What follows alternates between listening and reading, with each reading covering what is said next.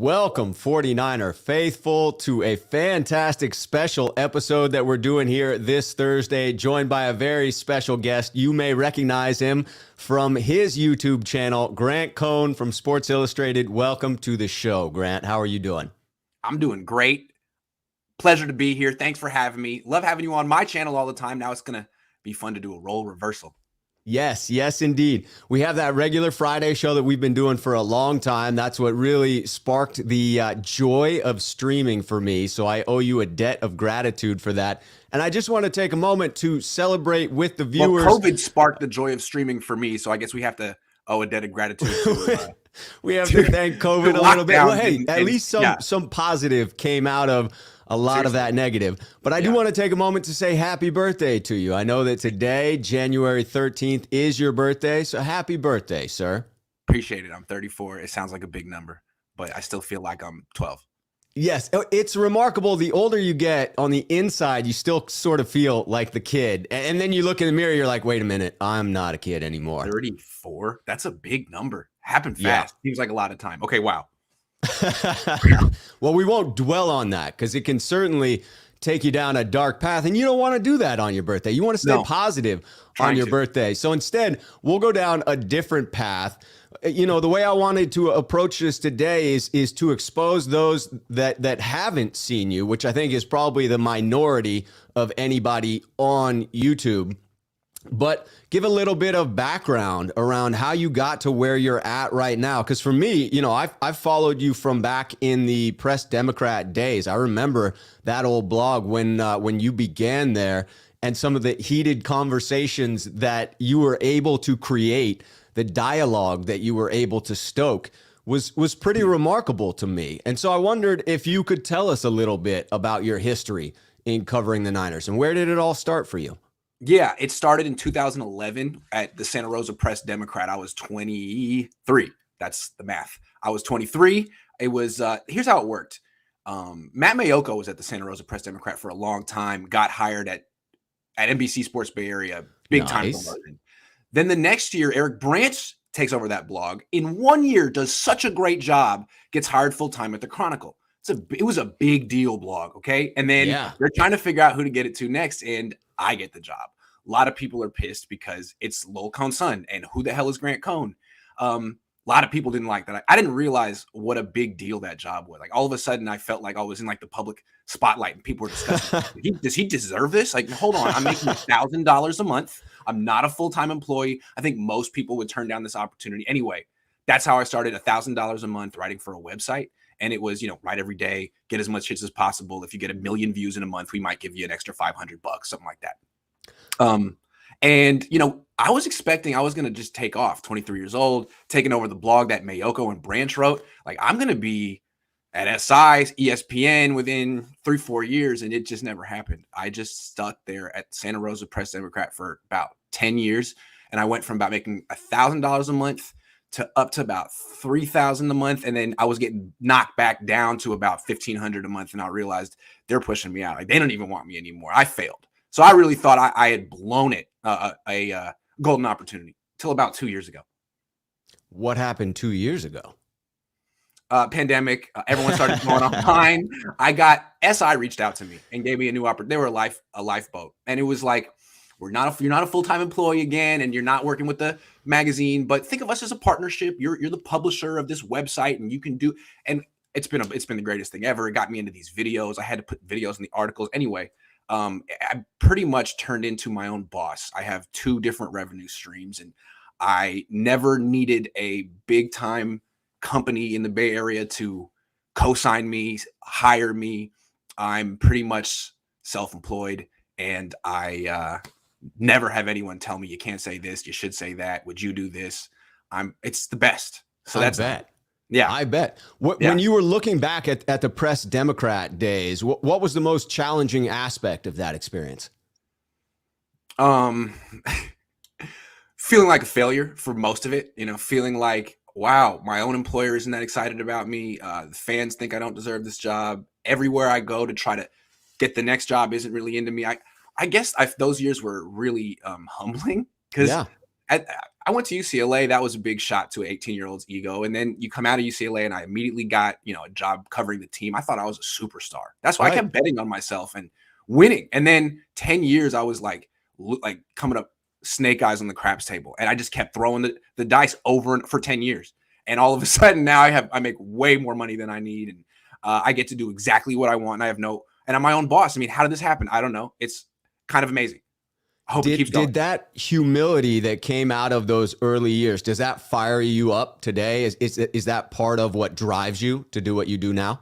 Absolutely. If it had just worked out for me at 23, 24, and like SI had hired me as a feature writer, I wouldn't have any of the drive I have right now. I don't even think I had that much drive in my 20s. I just felt like, man, I'm great.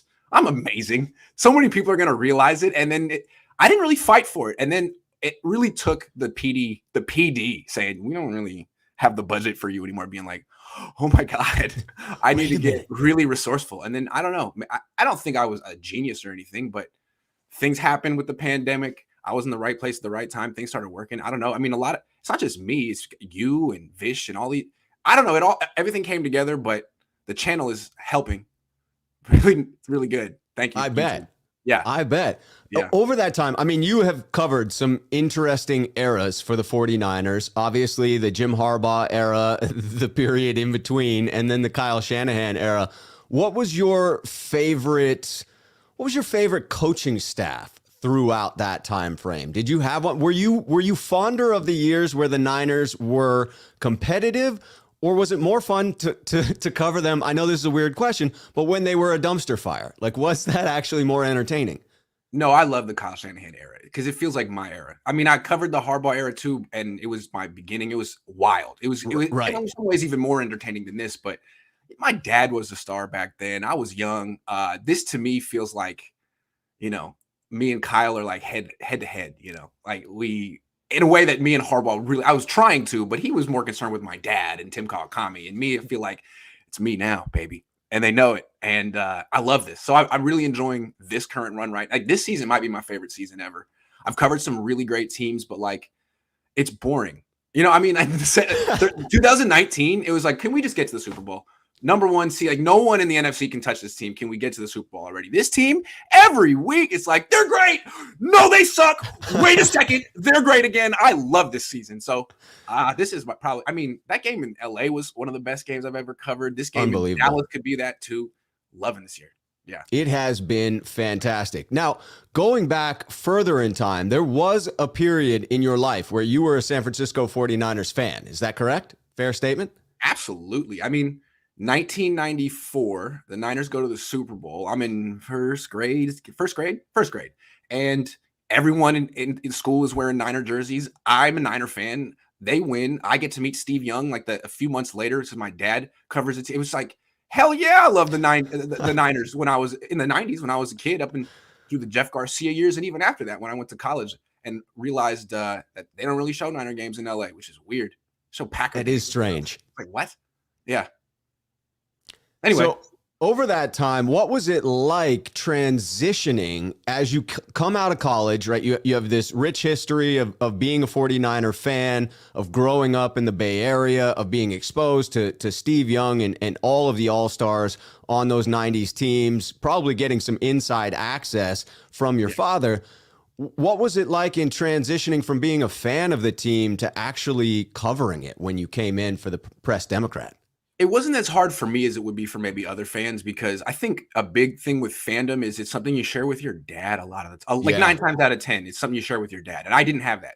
My dad's like, dude, I'm from Brooklyn. I'm not a fan. I don't root for the teams I cover. And I was like, why? Yeah, maybe, so like me being a fan was more like fitting in at school. It was never something that was really that important to me. And it was like, I was a fan of Steve Young because I met him. I was a fan of these players because I've met them. And then they retired. And then, the Niners became Jed York's team, and it was like real easy to be like, I don't even like, I want to be like my dad. I want to be a sports writer. I don't know this team anymore. It was really quite an easy transition. I was ready at about 22. So the Niners' painful years there in some of the early 2000s created an easier atmosphere where it was simpler to let go of the team and transition. They should not call this team the 49ers. They're the Santa Clara something or others. The 49ers are the team that I rooted for as a kid when Eddie Barlow was the owner. Like, this is Cleveland West. This is Youngstown West. And it's Youngstown West. And, you know, they got cops. They have a very good team, but it's just not the same thing. Santa Clara something or others is what they are. Fair statement. They do need to get back into that city. All right, before I get to my next question, going to bring in HR here saying, you succeeded because you have good morals, Grant, and you're inclusive and you have the best guests. You built your own tree of podcasters. Yeah, it is fascinating the way in which you did that. I mean, I know how it happened for me. I just happened to have a couple of strange thoughts that occur when you're trapped inside the house, spending too much time locked inside, and reached out to you with a couple of those ideas, a couple of articles. We bounced back and forth, and I jumped on. But where did you come up with the idea of bringing others into the conversation? When did that occur to you? Yeah, that's a good question, because I think actually that's probably been the key of my success, this thing. And it was never a plan. Like, what happened was when we started doing StreamYard, and I basically was posting 2 videos a day on YouTube, and it was working. I kept wanting to post more. And what I did was I would go on other people's shows and I'd say, can you send me the video afterward? I want to post it on my channel, get you some followers. And that worked. Like, I figured I could post a video an hour, and pretty much that's what I do now. But I was like, where do I get all this content from? I have to stream daily, and I don't want to repeat myself, because that's freaking boring. So why don't I bring on fans, and why don't I make fans feel like they're part of the process? You know, you want to ask Kyle Shanahan a question, go through me, you know, and I feel like fans like that.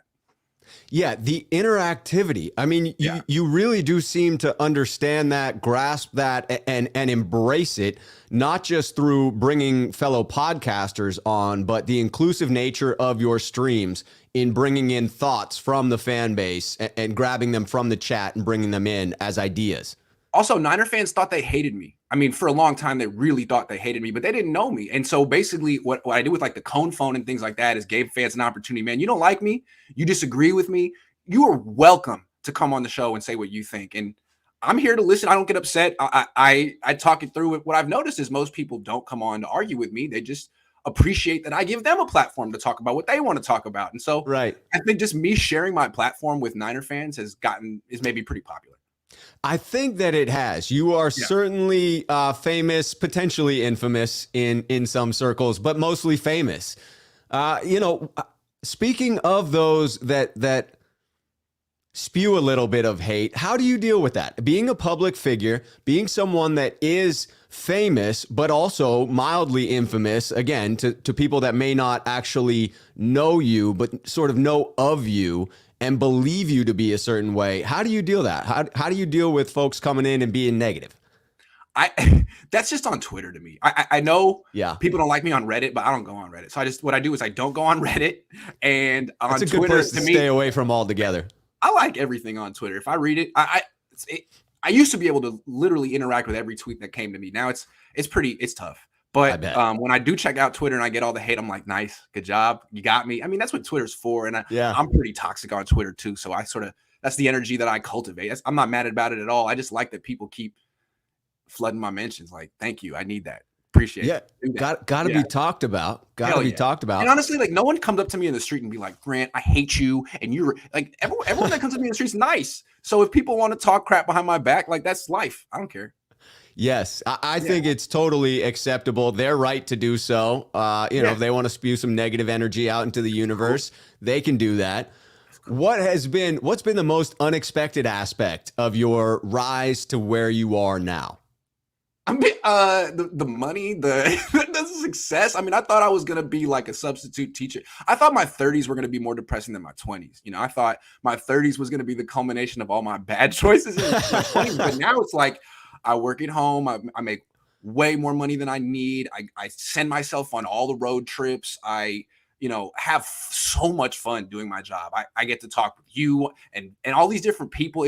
I mean, the whole thing is quite improbable when you step back and look at it. Like, I never got ESPN, any of these places to say, what's up? Hold on.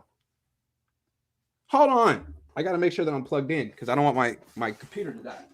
Yeah, we can't have you dying midstream here. I'm so successful, but I can't figure out how to plug my computer into the socket. I don't know where I was going with that, but yeah, the whole thing is really quite improbable. I thought like best case scenario, I would get a full-time job with the Press Democrat making like $50,000 a year and work my way up from there and probably cover a lot of high school stuff. But now, like, if NBC Bay Area or 95.7 The Game or ESPN came to me and said, hey, Grant, you're doing a great job. We're really impressed. All the things you've done. We want to make you a full-time employee. Here's $100,000.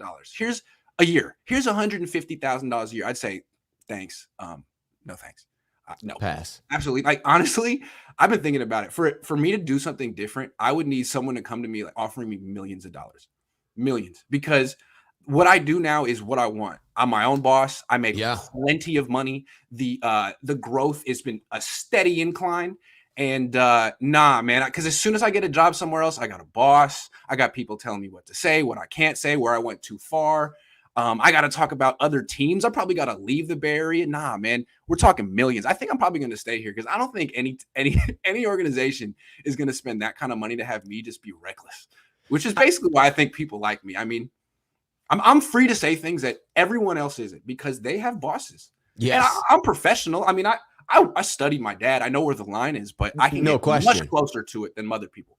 Yeah, you're a habitual line stepper. You step right to the line, but not over it, right? I mean, I think that's the key is making sure that you stay within reason. Yes. Speaking of, how would you actually describe your style of coverage for the 49ers? I mean, it is very unique. It is not what other people are doing, but how would you personally encapsulate that? Yeah, it's that's a good question. It's like a combination of my dad's old school newspaper East Coast journalism style. That's where I was raised on, and then put into a modern Joe Rogan-y style production that is heavily involved with interaction with the audience, I guess. But I guess what I try to do is not just have one way of cover. Like, I'm not trying to just be insightful, or I'm not trying to just piss you off or entertain you or make you laugh. I want everything. And that's why the whole cast of characters is so important. Like Jackhammer and his golf style hushed voice analysis of all 22 is vital for my channel. It needs that. And, me and Jason riffing and joking is vital. And Vish's extreme seriousness is vital. So I think I want to hit everything, and I want to be better than everyone at everything. And I think also what's important is that it's free. All sports writers have decided that they got to put their stuff behind a paywall right now. Right, like, please keep doing that because you just make me stronger. You're cutting out teenagers, kids in their 20s, a lot of people who don't want to throw away income on stuff that they could get for free right here. So that too. It also strikes me as SoCal Niner fan comes in with a little super sticker there for us to say that you have created a dialogue, that it is not just about coverage, but you start conversations. And some of those, unfortunately, on Twitter devolve into arguments, but I don't think that's necessarily your doing. But that's why we bring you over here to YouTube, because it's much more respectful over here. Yeah. It is. I mean, the comment section in YouTube, far easier to deal with than Twitter. Let me tell you that. That's much easier. That's true. Yeah, I mean, I find it to be fascinating, the level of dialogue that you are able to bring to the space, because you tend to not stick to one position, right? You don't latch on to one position and then build your foundation there and bring it in. You will explore different arguments and take a various logical approach to the same question.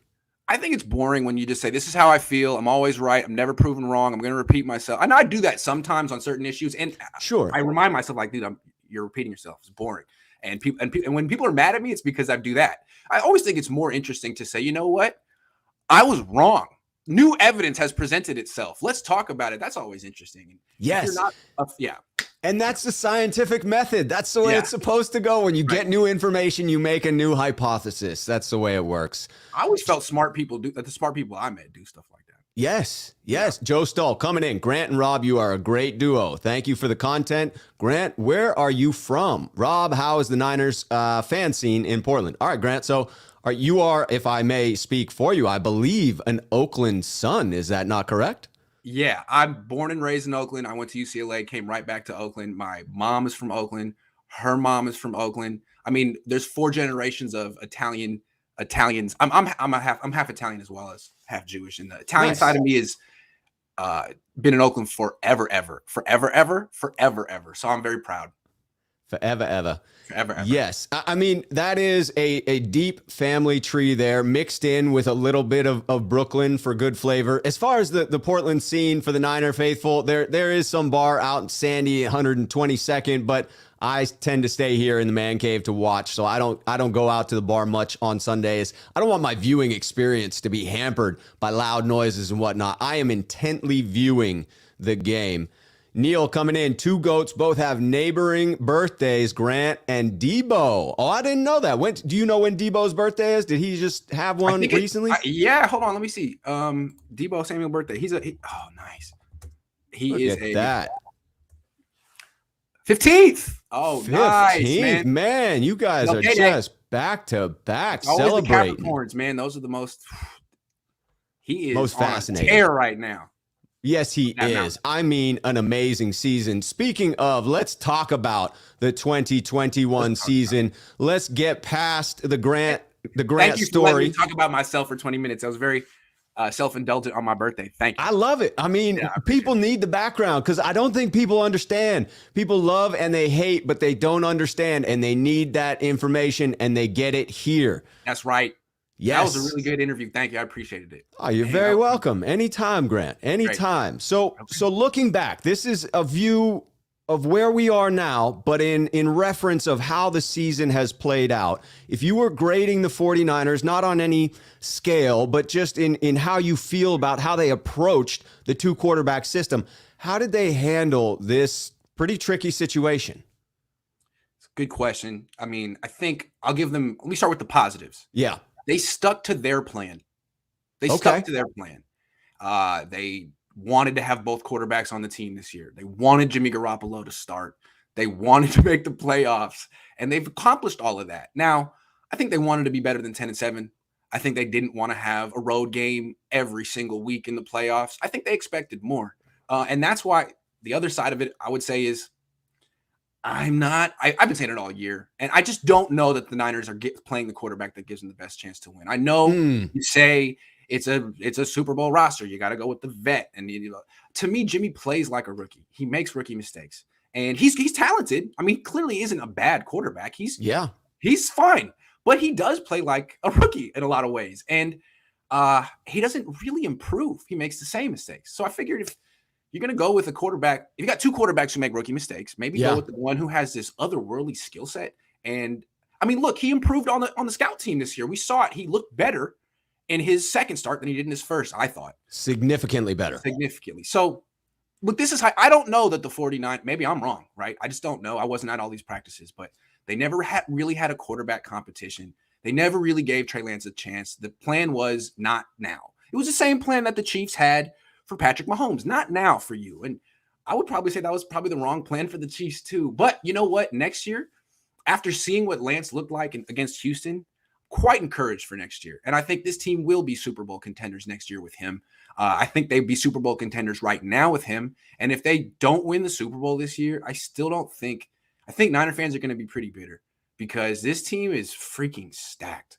And Debo right now is having a year that he's having a Jerry Rice here in his own way. And you can't just assume that he's going to be doing this for the next 5 years. Like he could get hurt this weekend and never be the same. It would be a shame to waste this Debo year. It really would.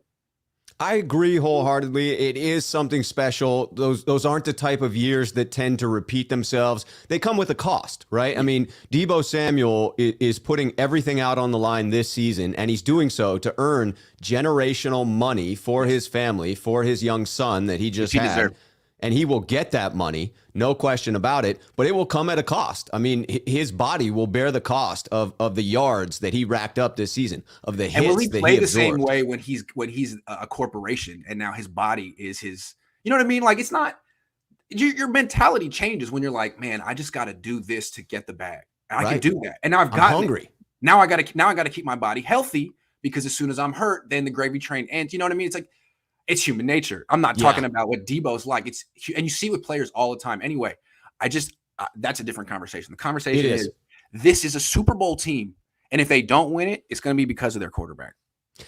Do you feel, now as a member of the faithful, I feel this, and so I don't think I'm alone in it, but I really latched onto it after the interview by Matt Mayoko of Steve Young, in which Steve talked about the expectations he had given the move the 49ers made to acquire Trey Lance, and that not matching up with the expectations that he then felt the 49ers set, and then the reality of the situation. So in looking at that, of 49er faithful seeing all the assets given up to go get Trey, even though they heard Kyle Shanahan say Jimmy is our starter, 49er faithful came into this year with high expectations that we would see Trey Lance.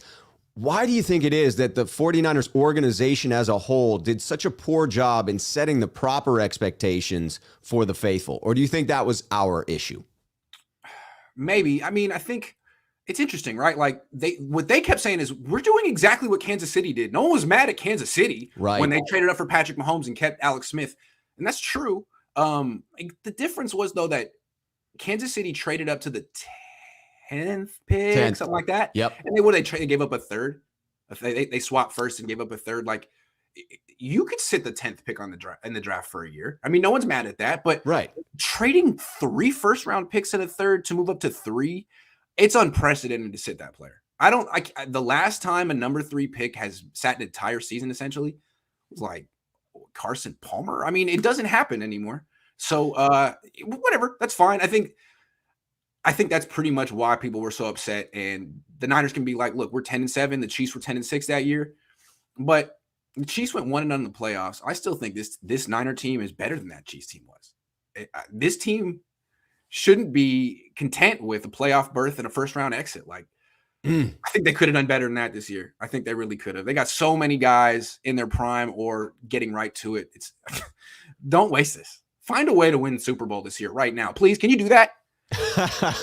Well, I want to dig into that. I want to dig into that just a little bit further with a follow-up. But first, William Bennett comes in, one of our sneakerheads here on the channel. You know, we had to go with sneakerhead. I felt a little bit like I was biting on the Cohn head thing, but you know, when your name is Schuh and there's sneakerheads out there, you have to go that route. Like, it's just the obvious. True.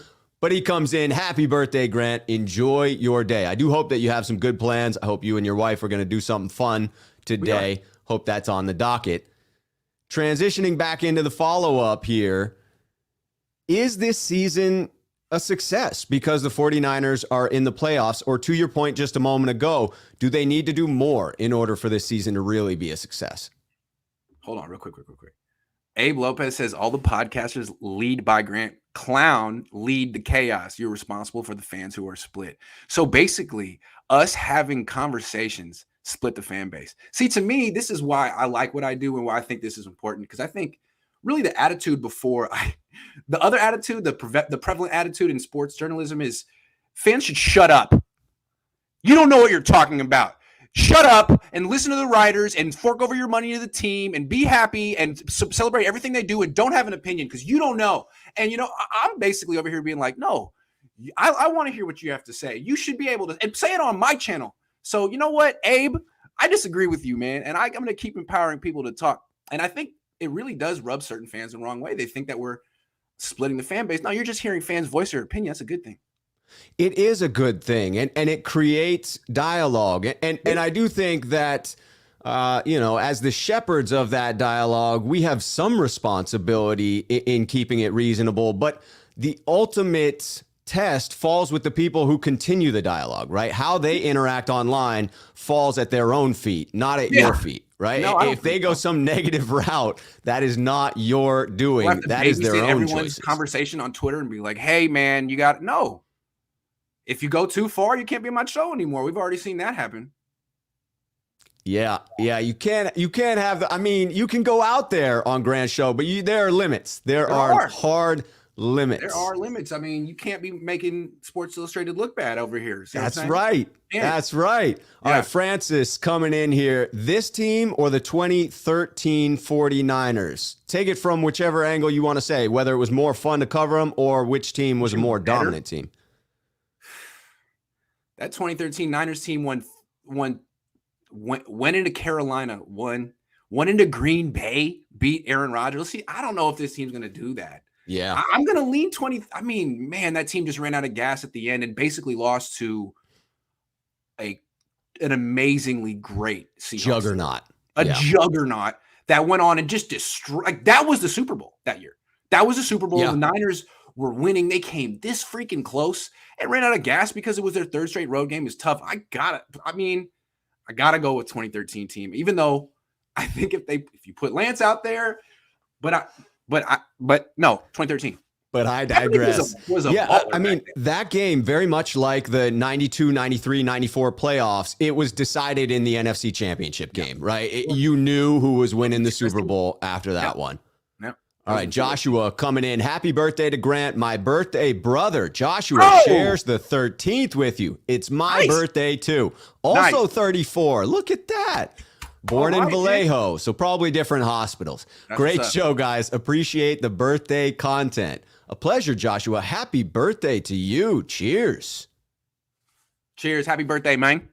Yes, indeed. All right, back to the topic at hand of the playoffs. Okay. Is that enough for this team? I mean, I know that was the 49ers' goal from the outset to make the playoffs. Here they are on an epic win. So there's a storyline, a good storyline, but now it's up against the Dallas Cowboys. If they win this Sunday, great, they're moving forward. But if they lost, would this season still be a success? Is the playoffs enough? I mean, it's a success in the sense that people are going to keep their jobs. I don't think anyone's getting fired. So, yeah, that's great. I mean, missing the playoffs would have been a catastrophe. The closest thing a sports team could have to like a catastrophe. Yeah. So it's a success. But to me, I don't know how, I guess it's up to how Niner fans feel, because the Niners are going to spin it as a success.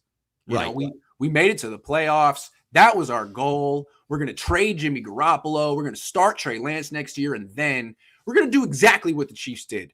But to me, I just keep coming back to maybe I'm leading the charge here on 49er fans to be like, yo, are you really content with that? I mean, don't you think this team can win it now? To me, if they lost to the Rams, it would have been for one reason, because of one guy. And now, luckily, he got it together and made himself not be the GOAT of that game. But, dude, he's thrown 4 picks in the last 2 games. I mean, Elijah Mitchell and Deebo Samuel, these two, it's like the best running back combination I've seen in a very long time. They should be able to win a Super Bowl just with those two. And I think this could be there's no dominant team in the league. This could be the Niners' year. It's such a golden opportunity. And that's why I look at it as like, no, it's a success, but the ultimate goal is win the Super Bowl. And I think it's attainable.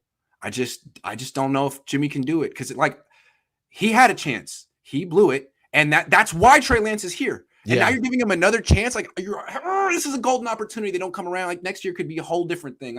Deebo could get hurt in training camp next year like he did last year. You just don't know. Yeah. Right. No, completely unknown. So you would say, to some degree, a success, but in your opinion, more importantly, a bit of a waste of success in the seasons that a couple key 49ers are having if they're unable to advance any further than this. I mean, this is the different. When I was a Niner fan back in the day, this wouldn't be enough. But this is a team that's had, now this is the 5th playoff season since 2003. This is what the Santa Clara something or others, Youngstown West has accomplished. Like, great, nice job, dude. Like, now can you do it 2 years in a row? How about that? 2 years in a row? But so for them, it's definitely it's a small step for man and a giant leap for the Santa Clara something or others. Yeah, I mean, looking back at the old rivalry of these two teams, none of those matchups, 7 times they have played in the playoffs, none of those were wild card weekend, right? So this is a step down. The 90s Niners would not have seen wild card weekend as a success. It would have required advancement deep into the playoffs. I remember years where a loss in the NFC Championship game felt like failure, right? I mean, that is wild when your expectations are like that high. Legit is as good as any Niner team I've ever seen, just aside from the quarterback. I mean, it's wild. The running game is crazy. The wide receivers, the tight end, the defense is peaking. I mean, if they don't win the Super Bowl, it's going to be for one reason. I'm sorry to put it all on him, but that's the way I feel. Maybe I'm wrong. Maybe it'll be for something else. Maybe it'll be because Ambry Thomas or something. But right now it's looking like it's going to be because of Jimmy. Don't you put that on the rookie. I'm not putting it on Ambry. Ambry's doing good. Ambry just won the freaking game for the Niners. Go Ambry. Ambry. Kyler coming in here. Kyler V, not Kyler M. Any chance of a Richie James return? Happy birthday, Grant. I love questions like that. I don't think so. Maybe next year, but not this year. Not this year. Yeah, would be an odd time to add in Richie at this point. Bay Marin coming in. Grant's self-reflection was pretty cool, actually. Happy birthday, Grant. That was a well-read question. Grant's self-reflection was pretty cool, actually. Happy birthday, Grant. Thank you. It was very self-indulgent. Thanks for listening. I appreciate it. Hey, I thought it was fantastic. I love getting insight. I love getting people talking about themselves, seeing a little bit of that smile coming through. I have no idea. Bay 68 is what I am going with there. Vic Washington returned opening kickoff versus Dallas in NFC Championship game. Big congrats to Mitchell for surpassing Vic's rookie rushing record in just 10 games. Let's just take a moment to acknowledge Elijah Mitchell and how special his season has been. I don't know how many weeks ago it was, but I feel like it was a little bit of a crystal ball moment where you compared Elijah Mitchell to another certain 6th round draft pick. Dude, Terrell Davis. Now, I'm not saying they're the same, but just the way where they were picked, who they were coached by, how they're used, it's the same. I mean, I think like they were picked within a few picks of each other, like late 6th round. Anyway, drafted by a Shanahan, right? Coached by Bobby Turner. Yep. And then if you look at their stats from their rookie year, it's like 20 carries apart, same exact yards per attempt. We've seen what Mike can do with a running back like this. Yes. And we've seen what this guy is doing to the Niners offense. 20 carries a game when he's in there. I really wasn't worried against Houston when they were down at halftime with the rookie quarterback. It's like all they have to do is just keep handing off to Elijah Mitchell. It's so easy. So easy when he's in the game. So he's really important. Even when he's averaging like 3.5 yards a carry, he just doesn't get in the backfield. Always gets positive yards. Do you anticipate that they will ride the rookie on this playoff run? Do you think they're going to lean heavily on the young gentleman? That's what they've been doing the last 2 months. And that's, again, why I'm not picking the Niners to win the Super Bowl this year. I'm picking them to beat the Cowboys, but I like Mitchell, but he basically, his pattern as a rookie is have 2-3 monster games and then get hurt because the Niners are using him too. Now, maybe next year he'll come back bigger, stronger, more durable. But right now, I just can't see him lasting getting 22 carries a game like over and over and over again. Yeah, that's tough in back-to-back weeks. Yeah. DeLondis Green, why did Jimmy fans give him a pass on everything we considered bad fans for wanting better? It's tiring. Why did Jimmy fans give him a pass? I have a theory with Jimmy G. So he's a good, not great quarterback. And a lot of times people hate good, not great quarterbacks like Eli Manning or Okay. Now you're talking. Right? Like some people hate quarterbacks like that. But Jimmy, I mean, he does have a lot of haters too, but he has a very strong cult following. And I think it has to do with his face. I mean, people talk about it a lot. They joke about it, but I think people want quarterbacks to look a certain way. They want a handsome quarterback because it means like the team is something. He's the face of the team, and you don't want the face of the team looking like Jared Goff. You just don't. He looks like a worm. I'm sorry, or Eli Manning. It's just like a. You don't want that look. So I think it has a lot to do with his face. I really do. Because he's not a bad quarterback, but he's not a great quarterback either. And the support he has is a little unusual for a good, not great quarterback. Yeah, we all want the Hollywood ending, and any movie that you see, the quarterback is always a good-looking dude, right? So when you can get both, when you can get performance and the good-looking quarterback, that's the American dream. We all root for it for some reason. He looks the part, man. He looks the part. He does. And I mean, let's be honest, he's doing all right at the moment. Let's give him a little bit of credit. Quarterback. He's a good, not great quarterback. Yes. If he continues to be good, not great, and the 49ers make some run this postseason, do you see any way in which the 49ers retain the services of Jimmy Garoppolo going into 2022? He'd have to win the Super Bowl, I think. I think he'd have to win the Super Bowl, but I don't know. He's making it real interesting. I think what's cool about this is like the Niners have a plan, clearly. It's sit Trey for a year and then trade Jimmy and start Trey. Right. That's the plan. And Jimmy's doing his best to like put a monkey wrench in the plan. Yeah. And he'd probably have to shoot the moon and win the Super Bowl. But what he has going for him is the locker room is on his side. Now, I'm sure they like Trey too, but they're brothers with Jimmy, right? Like they've been there 5 years with him. In the trenches. So as long as he keeps having the locker room on his side and he has their support, they don't blame him for if they eventually lose. It's going to be tougher than the Niners want to move on. That's the thing. Like if they lose this game, it'll be real easy to make the transition. But if they go to the NFC Championship game and score 35 points and lose because of their defense, it'll be tough. It'll be very tough because the locker room loves him.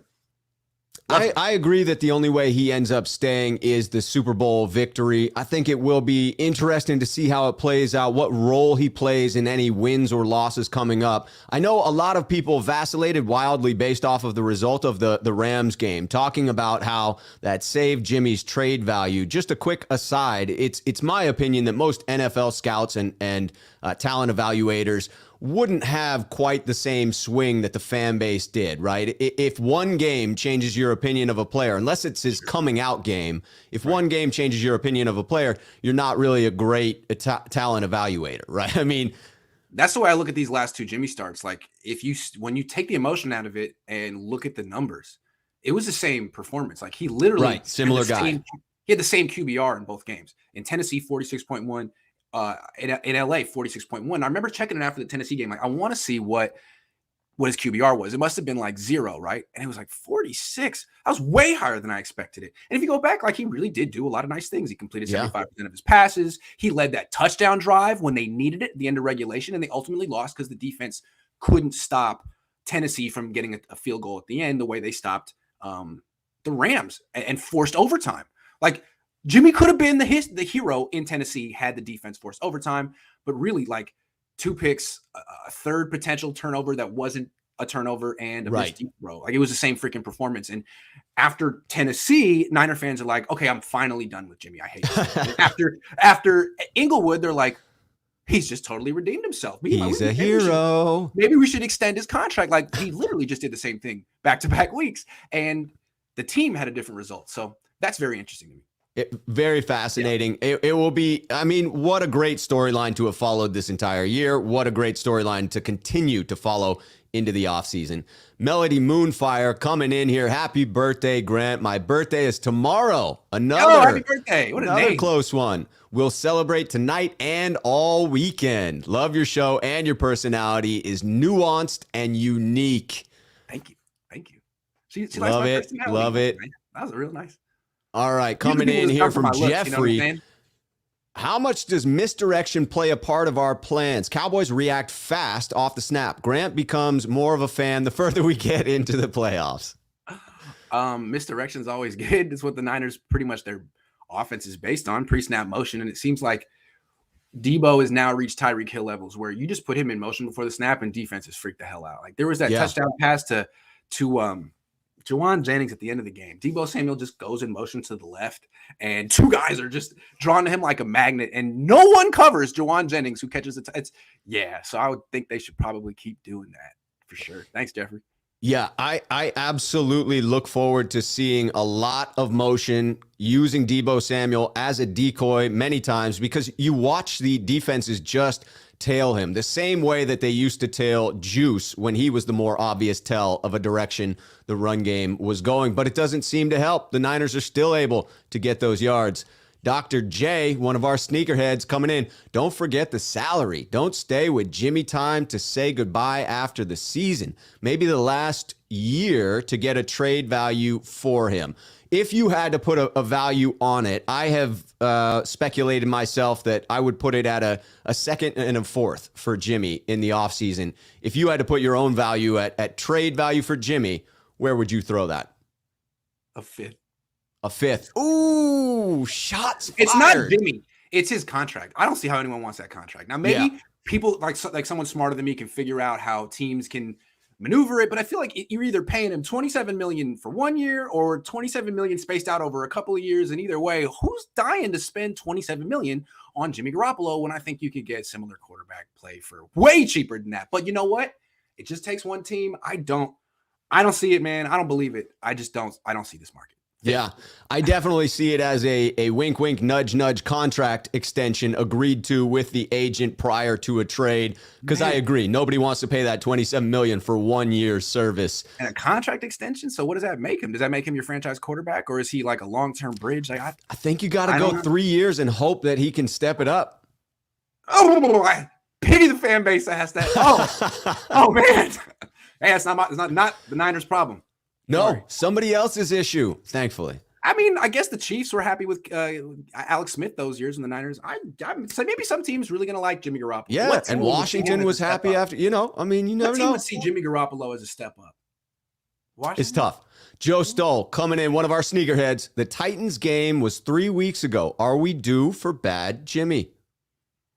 Dude, what did we just see in LA? I'm sorry. What did we just see? Like he does that. He has a bad game, and then he just has a monster last drive. He's done it a lot of times this year. Yeah, that's Jimmy. I don't understand. I think that's the key, is that good and bad Jimmy are always present. It's not that it's one game or the next. It is every game between plays. You see the fluctuation. Even Stevens, he evens out. Yep, he evens out. DeLondis Green, ESPN made a list of quarterbacks in the playoffs from top to worst. I'm curious, what would be your guys' last tier?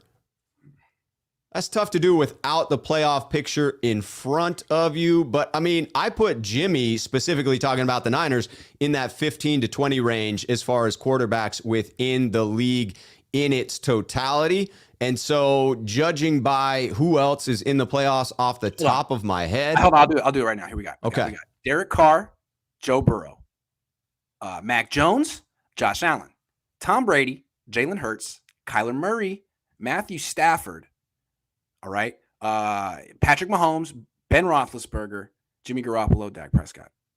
Those are your and Aaron Rodgers and freaking who's the other team? Oh, Ryan Tannehill. Ryan Tannehill. Yeah. I would have to put Ben Roethlisberger at the last spot. Okay. I'll go to the bottom tier. Roethlisberger is in there. Yeah. Big Ben probably should have retired last year, but didn't. And now you're seeing the end result. I would put him last, but then right above that would be Jimmy in that grouping for me. Yeah. Jimmy, Derek Carr, Mac Jones, and Jalen Hurts. Right.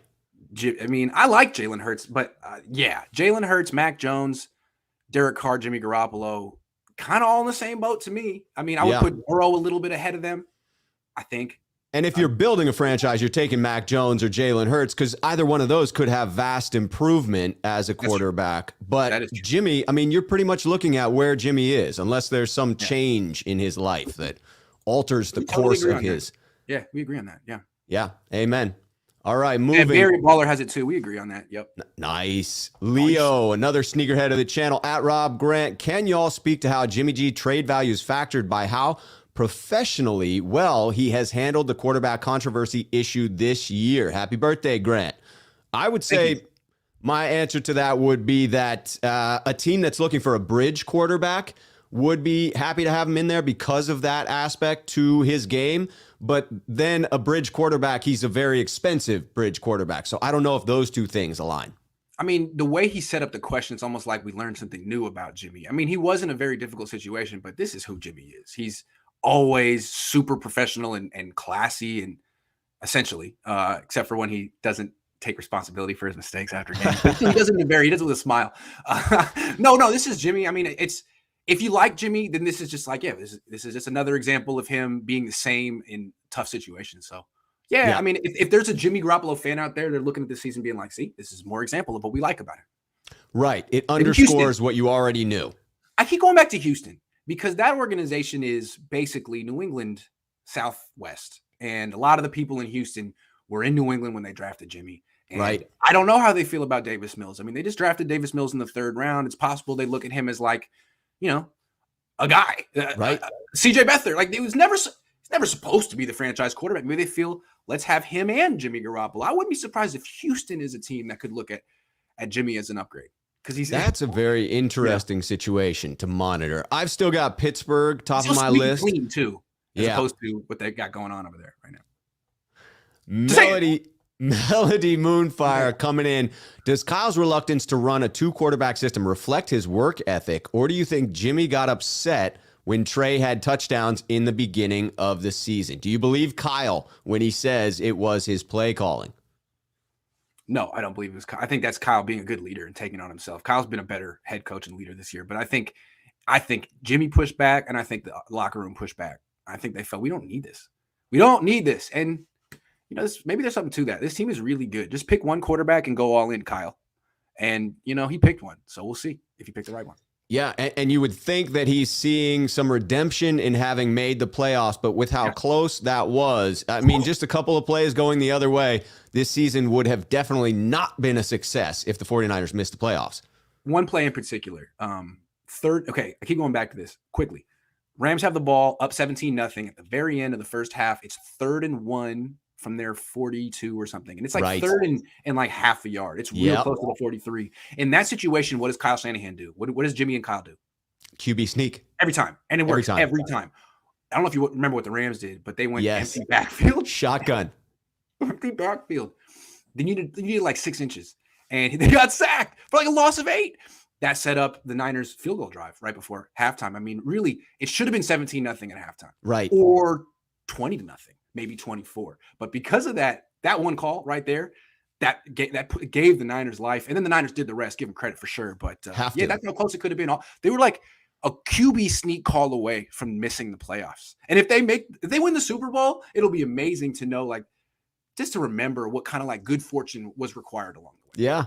It's amazing in the NFL just how tight the margins are.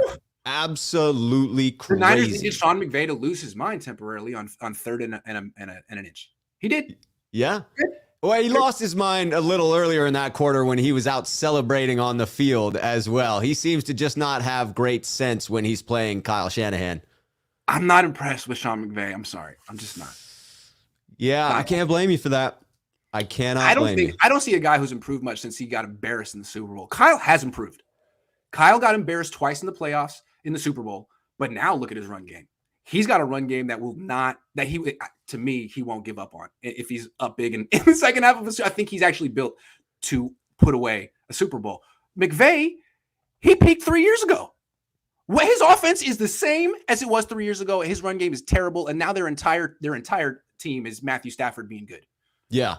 Now, real quickly, in touching on Shanahan's growth, what have you seen? Is it growth as a head coach, as a leader? Because I feel like he has taken some steps from early in the season where he was combative with you, with other reporters. It felt like he was indignant when he was getting questions about the 2-quarterback system, which it seemed so obvious he was going to get those questions. But later in the season, and it's fair to point out that the Niners were doing better, so he was probably a little happier in his life. But he seemed to mature a bit. He was acting like a guy who was on the hot seat. Now, I don't think their Niners were going to fire him, but there was going to be a major shakeup that he would have been responsible for. And I think he cares about his employees' families and futures. He doesn't want a bunch of guys to get fired. So I think he felt the weight of all of that responsibility on him. Like, we need to make the playoffs. And when they lost 4 in a row, it was looking bad. So I'd understand why he was like, I got all this, and I got Grant giving me grief at the same time. Like, screw Grant. I understand that. So that's not the growth I'm talking about. The growth is down 17. Down 17 with the season on the line, and you come back with your run game. Like, you abandon your run game up big in 2 Super Bowls, and that's why I don't really respect you as a coach. Like, I don't. But now I do because of how you came back. And I'm like, wow, really, I don't think you would lose those Super Bowls again. If you were coaching, if he had the maturity now that he had 2 years, 2 years ago, they would have won. Like, had they just kept running Mostert and Debo in the fourth quarter, they would all be champions right now. Trey Lance would be on another team. Jimmy would be here, but they didn't. Right. And so it's really important to see that they did that, because I think Kyle gets it now. Really, he didn't get it until about 2 months ago. But ever since they've been giving Debo Samuel 6 carries a game, they're pretty much unbeatable, unfreaking beatable. So I give Kyle credit for that. That is something to be commended, and I do wish he had figured that out a little bit earlier in his career, but he didn't. Could have done it in the Super Bowl, man. I mean, really, it was right there. It was. It was. It Right. was. It was. I was sitting in those stands and I felt like it was a certainty. And as it unraveled, I couldn't believe it. I just couldn't believe it. All right. Well, let's talk about the 49ers' path to this year's Super Bowl. It goes through Dallas. In talking about this, what does this rivalry mean to you personally? Does this draw back any memories of childhood and being a fan? Is there any emotion still attached to this for you? Again, my first season really following football was 94, and that was the Niners beating Dallas. So when they beat them, everyone was like, "Oh my God, finally!" And my idea, like, it was like, that was easy. Dallas sucks. Man. I don't see the big deal. Yeah, I don't get it. And then I remember like that year, everyone was wearing Deion Sanders Niner jerseys at school. Yes. So it was all about Niner jerseys. And then the year after, he went to the Cowboys, and all of a sudden, all my friends were wearing Cowboys jerseys. And I was like, oh, what's going on? I felt like I was out by myself at that point. So that was the only, like, I felt like I was a loner at that point socially because everyone became Cowboys fans quickly. Other than that, it was the Packers that would break my heart. Yes. Not the Cowboys, Packers. I couldn't believe them. Yeah.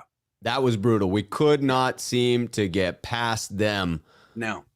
So it sounds like, you had more of a hatred of those Packers. Packers would like make me cry. I would be like 7 years old, like, I don't understand. I thought why can't we beat Brett Favre? Why? Yeah, that kind of stuff. What was your best memory of that rivalry? Maybe specifically of the 94 season of that big time win in the NFC Championship game. I remember being so nervous before the NFC Championship game. It was 2 days after my birthday. I remember listening to it on the radio and just being so happy that they took a lead early. And yeah, that's pretty much what I remember. I think I listened to it on the radio. Didn't watch it on TV. I was nervous. That is throwing back in time. Kids are like, wait, what do you mean you listened to it on the radio? On radio, yeah. Like the backseat of the car, real little. That's wild. Yeah, that's what I remember. I remember being at that game with my dad and just being so relieved that they got up early and that it wasn't going to be a stressful game because I had some bad memories of years past and Dallas breaking my heart repeatedly. And that was tough to stomach for sure. My most memorable Niner Cowboy game, though, was the T.O. Star game. Like, I was in middle school for that. And I wasn't expecting that. I was just watching T.O. be great. And then all of a sudden, he, made it personal with the entire state of Texas, which was crazy. That was really interesting. I mean, it's kind of a farce. It wasn't exactly the level of the NFC Championship games, but damn, that was memorable. That was crazy. That was fun. All right, before we get into matchup-specific stuff as we wrap up here, just getting into DeLondis Green. Last one, LOL. Love you both, by the way. Rams versus Cards. Is coach's job on the line this playoff game? Seat get hot for McVay or Cliff? Oh, yeah, I would say that the Cardinals should fire Cliff Kingsbury if they lose in the first round. That team is underachieving. That team is loaded, and I don't understand what happens to them. Every year in the second half, they fall apart. So, Stacked. Yeah. Him. I don't think Kyle's on the hot seat. Again, they're going to keep pointing to Kansas City. We're on the Kansas City plan. Everyone signed off on that. That team went 10-6, lost in the first round. We went 10-7. If we lose in the first round, we'll just say, okay, well, now Trey Lance is ready. Now we're going to our now we that's the plan for the future. So I don't think his job's on the line. No.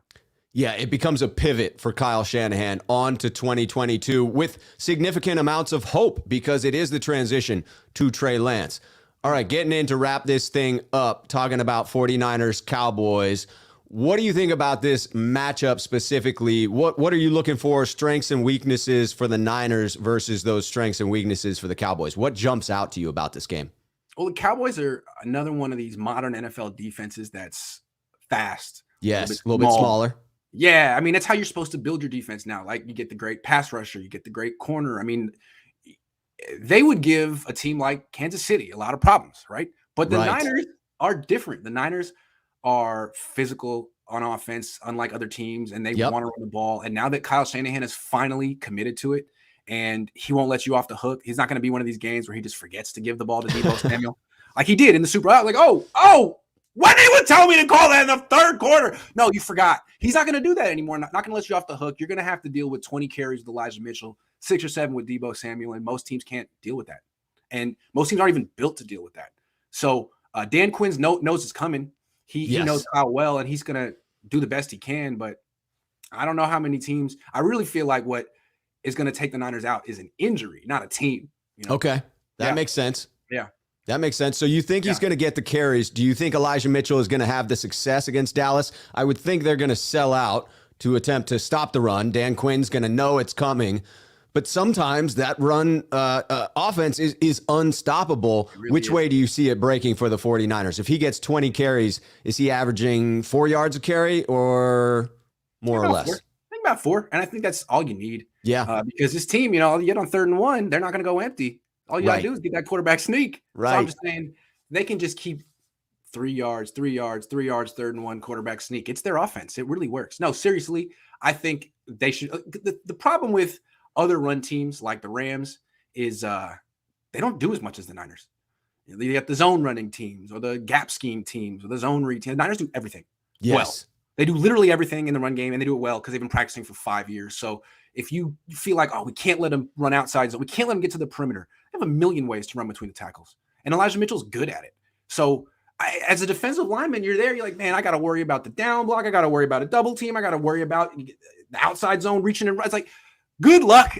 You're really guessing, and you're getting hit where you don't expect it. And it's guys like George Kittle and Kyle Juszczyk and Trent Williams. I mean, you can sell out to stop the Niners run game and still not stop it. You're right.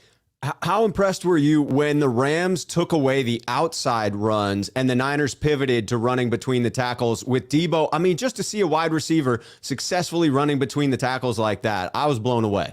He reminds me of Roger Craig, the way he runs between the tackles. Ooh. Just that. Because the high knees. Roger Craig was about that size, and he would get real violent with his knees pumping like pistons. That's what Debo looks to me like. I don't worry about Debo running between the tackles. He looks like Roger Craig to me. He looks like a freaking running back, built like a running back. He's a hell of a player. Honestly, they better not lose a game because they didn't give him enough. If they go into Dallas and lose because Debo Samuel only carried the ball 5 times, that's on them. Because right now he's averaging 1 touchdown every 7 carries. So give him 7 carries. Give him 8. You might just get 2 touchdowns, man. I mean, if you give him the ball to 20, chances are he's scoring a touchdown from 20 yards out. It's unfair.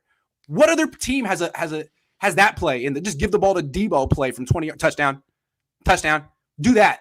Don't look, because they went into Tennessee and lost, and Debo had 5 carries. Nah, unacceptable. Get him 7. 7. It's the playoff. 7 is the magic number. Mark that down, 49er faithful. They're undefeated when Debo Samuel gets 6 carries in his career. Undefeated when he gets 6 carries. Now that's all. They're 6-0. 6 carries. Make it 7. Get crazy. How about 8? How about it? How about crazy? I'm telling you. The Niners, man, there is a clear formula here. They're undefeated when they just keep feeding Debo. And they could have done that in the Super Bowl. They can do it now. I think Kyle gets it. I think the fact that he stuck with it down 17 means he gets it. He had the aha moment. He had it. So now it's just like, can these guys stay healthy? And it's tough. That's why the running backs get hurt. We'll see. We shall see. That will be key. Health will be key for the 49ers. No question about it. Flipping the script to the other side of it, can the Niners really hope to contain Dallas's offensive attack, or is it more about slowing it down? Yeah, I think that. I mean, the Niners defense is playing as well as any defense in the league right now. They got a ferocious pass rush, a great run defense, and a solid secondary that is really boosted by the front 7. So, yeah, I mean, I don't think the Niners are concerned about Zeke Elliott. You kidding? I think they're going to put a hurting on Zeke. Pollard's pretty good, but he doesn't get a big workload.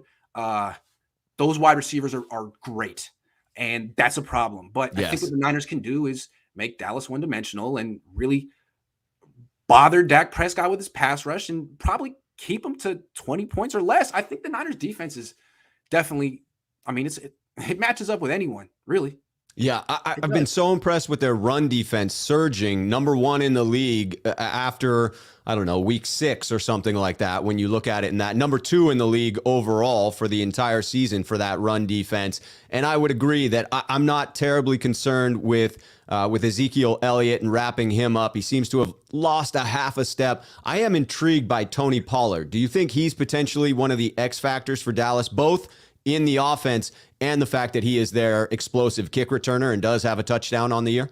Yeah, absolutely. He's a really good player. I just don't know if he's going to be a big enough factor in the game, like if they can get him enough touches. But maybe they will, because Mitchell's going to get the ball 20 times. Debo's going to get the ball 7 times.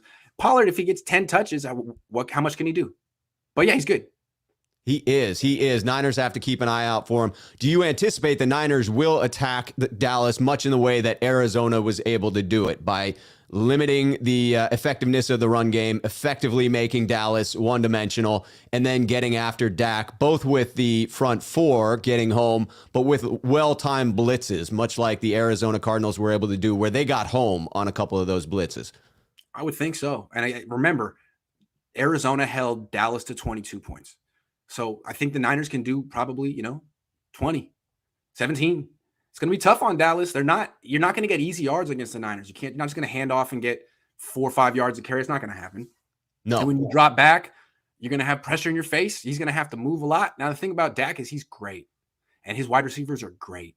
And we've seen what, Russell Wilson can do against the Niners. So I mean, if I were a Niner fan, I'd be kind of nervous. It sets up to be a hell of a game and could go either way. I mean, I have a tough time with this one. I do not believe that it heavily favors one team or the other. And that's part of the excitement for me, is knowing that it's going to be a hell of a matchup. It's going to be gut punches from one team to the other, and just incredible rivalry and hatred on the field coming through in the fan base as well. Absolutely. Can't wait. Looking at Sunday, do you anticipate we will see any Trey Lance against the Cowboys? No, I don't. I think they stuck with Jimmy Garoppolo down 17 in a must-win game. They are not going to waver, and I think that's one thing to commend Kyle Shanahan for. You made a decision, stick with it, as opposed to the dude in Chicago, right? Like, he's like, we're going to start Andy Dalton. And then that didn't work. And then all the media said, you're stupid. And he's like, okay. I'll go to Justin Fields. Like, oh, well, now you stand for nothing, right? Now you're fired. Right. Now you're fired. So at least they're going to stick with their decision. And we'll never know if the opposite decision would have been better. I do have to commend Kyle Shanahan for that. There were multiple times where it would have made sense to make the switch, and where the pressure built to a boiling point, and he did stick with his guns. And it does seem that he is going to clutch even tighter to Jimmy Garoppolo as they launch into the playoffs. Do you think there's any special package of plays, a secret package that could get pulled out at a moment's notice for shot plays to give the 49ers a boost if they need it? No. Nothing. It's funny. Before the game, I was talking about this with Jake Hutchinson of KMBR, Hutch Diesel on Twitter, and I was thinking same conversation. I said, "Do you think there's going to be a package of plays for Lance?" And what I said is no. And just to rub it into Niner fans, Debo's going to throw a pass, not Trey Lance. And I was right. Debo it's going to be other guys that come in and throw, not Lance. And that's just wild. Trolling Kyle. Like, oh, you think I should do this, huh? You think you know better than me? You think I should do this? Oh, well, I'm not going to do that. In fact, I'm going to do something similar to that, but in a different way. And I'm going to be the G. That's how he is. I respect it. You want a 2-quarterback system? Here's your 2-quarterback system. There you go. Here's Debo. I love gotcha. That. So I think we're going to continue to see Debo Samuel throw passes, because right now their best play is the sweep to Debo from like 20 yards out. That's a guaranteed touchdown. And the only way you stop it is to sell out, and now they have the answer for that. So good luck. Good luck. Sean 951 Niners throw, and he took a hit. I'm sorry. That was a great throw. Great throw. To wait and suck up Ramsey the way that he did and then deliver the pass, thing of beauty. It was amazing. I don't even know if Jimmy, he had it. It was an extremely athletic throw. It was great. Yes. Yes, it was. Sean 951 Niners, one of our sneakerheads. We only lose if we turn the ball over in crucial spots. Dallas is overrated. Played 2 good defenses. Arizona and Denver lost. Game dictated by O and D lines. To that turnover question, do you think that the 49ers are going to be able to limit the turnovers against Dallas? I mean, they are a turnover-hungry team with Diggs and Micah Parsons. Yeah, if they run the damn ball. Simple as that. Yeah. Control, that's why time of possession. To win. Yeah. If Elijah Mitchell weren't healthy, I'd pick him to lose. I'll tell you that. Because then Jimmy would have to win the game, and I don't trust him. I don't trust Jimmy the Arsonist. Good guy, though. That's fair. Yeah. Anthony C. coming in. Apollo Creed versus Rocky Balboa. Speed versus power. Gotta love it. Is this the best rivalry in the league? Yeah, if you're our age. It hasn't been a rivalry in about 27 years, but if you're our age, yeah. Yeah, I noticed that on Twitter and all the comments. Like if it is your age and up into my range and even further, the hatred just gets more and more the more you go. My dad still hates the Cowboys. I mean, with a passion. For me, it's kind of died down. I have more, I wouldn't even call it hatred, more disdain for the Seattle Seahawks because of how recent those memories are. The Dallas one has faded a bit because we haven't been as relevant at the same time. I just want to say something. Like if you're a little bit younger and you don't remember this era, you should go back and check out the Cowboys of the early 90s. That team was one of the best football teams ever. And because the Niners in the early 90s were great too, but not as good as Dallas. That's why it was such a big deal when they beat them in 94, because no one thought they had to get Deion Sanders in to beat. I mean, they had to really become an all-star team to beat that freaking Cowboys team. So go check that team out. Go watch Michael Irvin body cornerbacks. I mean, go watch him run a curl and watch him just block Look at their out. offensive line. Honestly, the best part about that team was their offensive line. It was the my biggest, goodness. I mean, Emmitt Smith was great too, but any running back behind that offense. Yeah. They were road pavers. Yeah. No question about it. All right, let's close out on this one. Are the 49ers peaking at the right time? Is this what you looked at last year with the Tampa Bay Buccaneers, just starting out rough, having an early go of it where they're figuring themselves out, and then come the tail end of the season, get things rolling? The Niners seem to have run game going. Pass rush is there. Run defense is tops in the league. Suitable starting cornerbacks. A veteran quarterback with playoff experience. Is this the right recipe? Oh man, you threw that one there and threw the one in there at the end, right? Just to trip you up. I thought maybe you'd let it slide. They are peaking at the right time. The problem is Jimmy's not. Yeah, I mean, Jimmy's the same. He doesn't get better. He doesn't get worse. He's always the same, which is something to be said for that, I guess. But the rest of the team is definitely peaking. The pass rush has gotten better. The run defense has gotten better. Ambry Thomas was a liability like a month ago. Now he just sealed the victory for him on a pretty tough interception. So yes, which I think is what's going to make it so sad if they don't win the Super Bowl. Because really, this team, what team is better than this team? Who's got it better than them? Huh? Nobody. Well, teams that have great quarterbacks. And that's why I understand Kyle wanting Trey Lance. It's like, yeah, Jimmy's good, but I want great. Am I allowed to want great? Can I strive for great? Because we've stuck by Jimmy for 4 years and he's not going to get there. He's going to be good, and good is good. But I want great. And I just don't know if they're going to win this game with, this Super Bowl with good being paid as great. That's my issue with Jimmy. Yeah. Good being paid as great. That's a problem. It's a problem. It is. So you see this run coming down to just how well Jimmy Garoppolo can play during that stretch. Well, or Elijah Mitchell and Debo just go crazy. Maybe they just have 4 games in them where they just do it and they don't get hurt. And it's really not about the quarterback, because really this team is not about the quarterback. The quarterback gets all the credit and all the discussion, but it is a running back driven team. And if this team wins the Super Bowl, it's going to be a throwback for them. Who wins the Super Bowl with running backs? This team could. So I'm not ruling it out. It's just the reason teams usually don't win Super Bowls with running backs is because they get hurt. And Elijah Mitchell does get hurt. So he didn't practice yesterday. And I know maintenance. He's going to play, but he's hurt now. So we'll see. Yeah, you're talking about 20, 40, 60, 80 carries later. How's he going to be holding up at the tail end of the playoffs? Yeah. And with the idea that, Fred Warner said it, that in halftime he came out and laid the gauntlet, said, don't hold anything back, right? If we lose today, we don't have another game. So if you're holding anything back in the tank, let it go. So you wonder. That's true this week too. Yeah. That was an emotional game.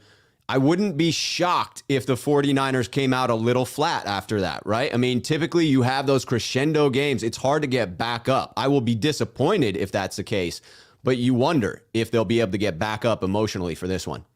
Agree. MILF Hunter coming in here. The winners of all 8 divisions had the best quarterback. It's a fair statement. Yeah, it's true. Yeah, it is. All the 49ers had excellent quarterbacks.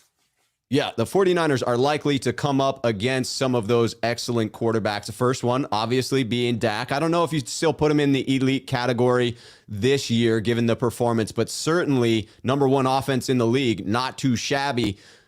You hinted at this earlier, but how do you see this one playing out on Sunday? I think the Niners are going to win this game. I think they have the right running backs, and I think Kyle Shanahan has the right mentality right now. He knows how he's going to win. He's going to win handing the ball off a lot of times to those two guys. And I'm just so encouraged that with the season slipping away, they had some bad luck, some turnovers, down 17-0. He's like, I'm not going to lose this game and miss the playoffs without playing my best hand, my best weapons. And he kept sticking with Mitchell and Debo. And that 10-play drive, that 11-play drive with the 10 straight runs was the defining drive of Kyle Shanahan's career. I look at him totally differently because he did that. And if he can stick with this, if he can stick with that kind of play calling, they can go as far as Elijah Mitchell's body takes him. So I'm taking the Niners until he breaks down. I'm picking the Niners all the way through the playoffs until he breaks down. And if he's healthy against Tampa Bay, I'm picking the Niners. If he's healthy against Green Bay, I'm picking the Niners. And if he's healthy in the Super Bowl, I'm picking the Niners. But I just don't think he will be healthy. And I'm not trying to root against him. But that's the way I look at this Niner team. I really do think they should be thinking Super Bowl or bust. We got this. We got this. That's the way they should be thinking.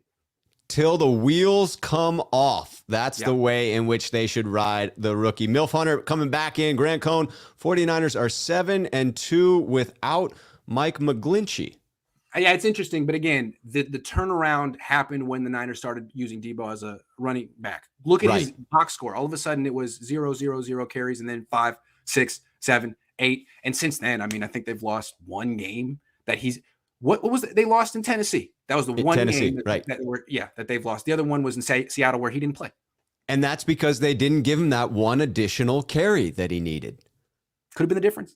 I'm telling you. Well, I love the prediction on Sunday. I love the notion that the 49ers will get as far as that run game gets them, because I do think that that's the key to the game, and I think they play significantly better when they lean on that. We got one more coming in. Sean 951 Niners. I'm calling it. Dak and offense under 200 total yards. 49ers 31-9. Wow. Top 40 M to 20 M. Dallas has no chance. Trust me on this, guys. If not, get on me. No problem. That is a bold prediction. Love it. Love it. I can see that happening. Yes. If they get rolling, that would be nice. Dallas lost by 14 to Denver. They lost to the Raiders. It's not a great team. Not a great team. Better than the Rams, but not a great team. Gives us significant hope. I think the 49ers can make a run. Well, I will say, Grant, hell of a show, man. I really appreciate you being on here with me today, especially given that it is your birthday, good sir. My pleasure. Thanks for having me. This was a lot of fun. Absolutely. If you enjoy the content, please do hit the like button, subscribe, and go follow Grant. I know you all already do. Let's be serious about this. You already follow him on Twitter. You already subscribe on YouTube. But the information is down in the description of this video just in case you don't. And if you don't, go follow him because it is madly entertaining. Thank you. You're very welcome, sir. A pleasure having you on. I will be on with Grant on his channel tomorrow after 9. Time to be determined as of right now. Grant will be traveling out to Dallas. Yeah. So let me just make sure my plane doesn't get delayed. And let me check. Probably sometime in the afternoon, 2, 3, something like that. Yeah. Like that. You never know with all these flight cancellations. We will play it by ear and we will keep you posted. That's why you follow us on Twitter. Yeah, for sure. Thanks for watching, everyone. Thank you. Hey, Niner faithful, I'll see you again soon. Until then, cheers.